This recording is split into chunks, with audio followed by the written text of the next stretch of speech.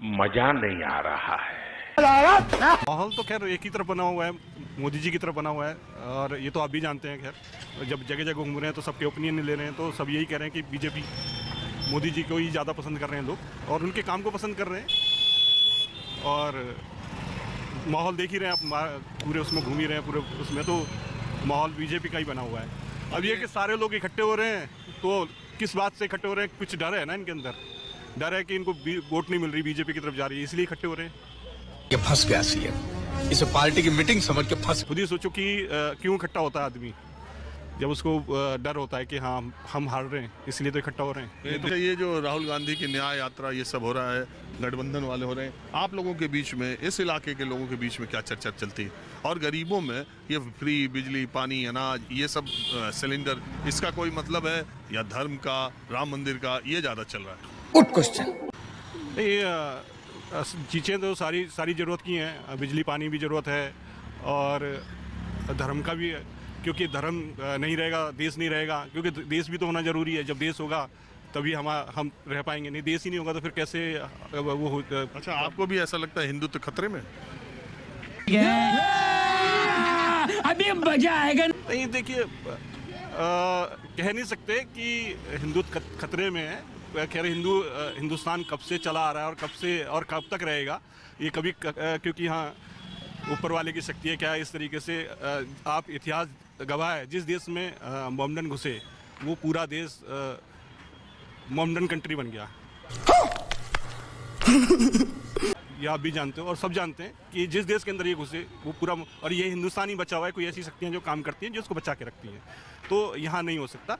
पर फिर भी लगता तो है, डर तो है कि भाई अगर ये इनका ज़्यादा वर्चस्व बढ़ता तो गेम बचाना पड़ेगा। डर जो है, जब से मोदी जी की सरकार है केंद्र में, योगी जी की सरकार यूपी में, हर तरफ तो हिंदुत्व की सरकार है, फिर हिंदुत्व कैसे खतरे में आ जा रहा है? इसके पहले तो चलो इन लोगों की देखो, पहले ऐसा था कि बोलते नहीं थे हम। देखो सीधी सी बात है, हम अपने देश में हैं, ठीक है, हम हिंदू हैं, हिंदुओं का देश है, ठीक है, और हमें देश में दबी जुबान में बोलना पड़ता है। क्यों? कहाँ बोलना पड़ता है? बोलना पड़ता है सब जगह। आप मोहम्मदन की बस्ती में जा करके बोल नहीं सकते कि आप ऐसे हो या ऐसे हो, आपको तुरंत वो। अच्छा, बात अगर हम अपनी कर रहे हैं तो उसमें मोहम्मदन कहाँ से आ गए? सब परेशानी का कारण मोहम्मदन है? नहीं, ऐसा नहीं है, सब अच्छे लोग भी हैं। मैं ये नहीं कहता कि सारे ही लोग खराब हैं या सब लोग गलत हैं। हिंदुओं में भी गलत हैं, उनमें भी गलत हैं, और दोनों तरफ गलत होते हैं, जब भी जाकर के विवाद पैदा होता है। नहीं तो सब अपना अपना काम कर रहे हैं, अपना अपना कमा के खा रहे हैं। तो सबसे बड़ी बात है कि देश को विकास चाहिए। अब ये मुद्दे जो हैं पीछे हटते जा रहे हैं, हिंदुत्व के मुद्दे, और ये सब मिलकर के काम करें, सबका साथ सबका विकास। तो विकास की बात नहीं कर रहे, पहले शुरू तो आप कहीं और से ले गए थे, अब गाड़ी कहीं घुमा के और ले। विकास तो जरूरी है, और पहले अब ये था कि अब पहले दबी जबान में बोलना पड़ता था, अब खुल करके बोल सकता है, कोई दिक्कत वाली बात नहीं है। मतलब डर निकल चुका है लोगों के अंदर। पहले एक डर होता था कि भाई अगर हमारे साथ कुछ होता है तो हमारी उसमें सुनी नहीं जाएगी, अब ये कि हमारी सुनी जाएगी। पहले एक ही टाइप की एक कैसे कैसे लोग रहते हैं यार यहाँ पर, ये सब क्या देखना पड़ रहा है? बड़े खतरनाक लोग हैं। और अभी तो रुको, क्लाइमैक्स अभी बाकी। और मोदी जी की सरकार के बारे में आपका क्या? मोदी साहब काम धंधे है ही नहीं जी उनके राज में। मोदी जी क्या मिला बताओ? कोई उन्होंने गारंटी पूरी की हो तो बता दो। 100 स्मार्ट सिटी कहा था, एक भी सिटी बता दो कौन सी उन्होंने स्मार्ट सिटी बनाई है। उन्होंने हर एमपी को 500-500 गाँव दिए थे उनको। अरे सांसद आदर्श गाँव। हाँ, तो कहाँ गए गाँव? एक भी गाँव बता दीजिए आप तो घूमते हैं, आप हमारे को आप बताइए कौन सा गाँव बढ़िया? कोई सांसद आदर्श गाँव 2, 4, 8, 10, 20 है। बाकी कोई उसके लिए बजट अलग से था ही नहीं। तो इसलिए देखिए, इसलिए तो कहने का तो अनाउंसमेंट तो जो मर्जी कर दो, जो धरातल पे उतारोगे तो तभी पता चलेगा ना उस चीज़ को। अरे विश्व में डंका नहीं बजा रहे हैं?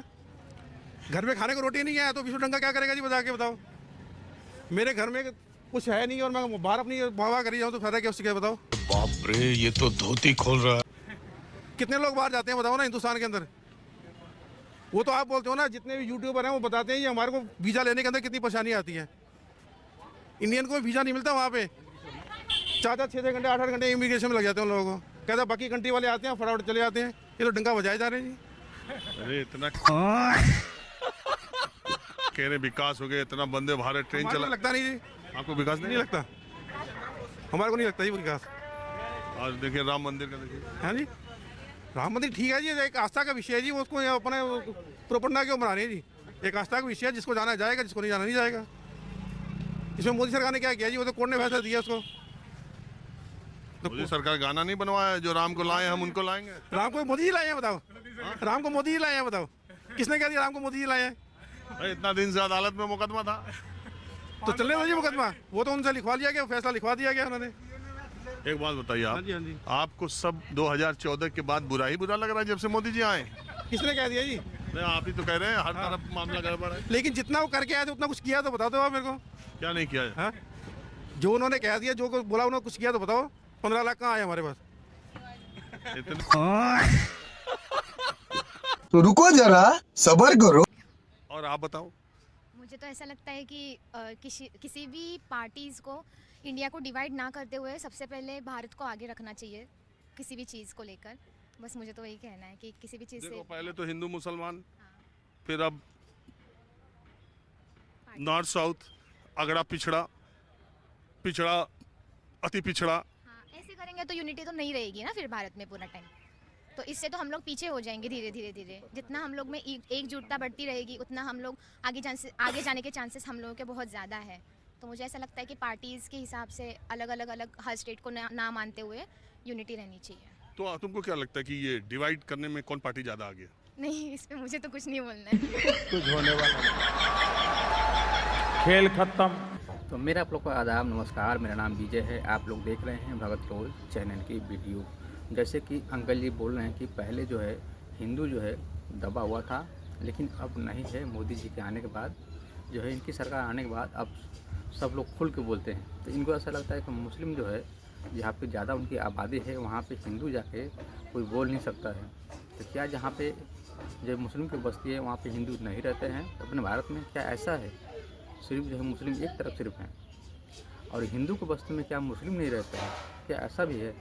तो आप लोग जो है देखते होंगे कि आपके क्षेत्रों में लोग अभी भी रहते हैं, लेकिन जब से ये सरकार आई जब इससे लोगों को परेशानी हुई है। तो इनका कहना है कि हिंदू पहले दबा हुआ था, खुल के नहीं बोलता था। इनको ऐसा लगता है। कैसे जो है इन लोग को मालूम पड़ता है कि हिंदू पहले दबा हुआ था, जब सरकार जो है शुरू से जो है 70-80 साल से जो है सब हिंदुओं की सरकार चलते आ रही है, लेकिन फिर भी इनको लगता है कि हिंदू जो है दबा हुआ था। और इस सरकार में जो हिंदू अब जो है खुल के जो है बोल सकता है, अब दबा हुआ नहीं है। इनको ऐसा लगता है अंकल जी को।